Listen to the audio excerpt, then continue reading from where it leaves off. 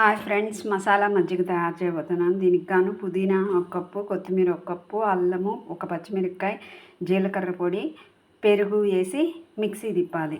ఉప్పు వేసుకొని తాగేయడమే. ఇది మసాలా మజ్జిగ.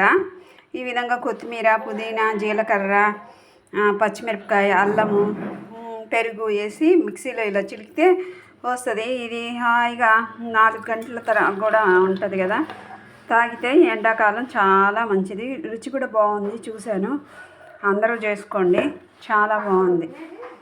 కాబట్టి అందరూ తప్పకుండా చేసుకోండి. చూడండి, సో ఈ విధంగా తప్పకుండా చేసుకుంటారా ఫ్రెండ్స్? చేసుకుంటారని ఆశిస్తున్నాను.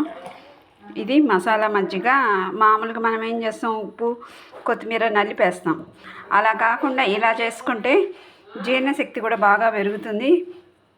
హాయిగా సమ్మర్లో తాగడానికి చాలా బాగుంటుంది.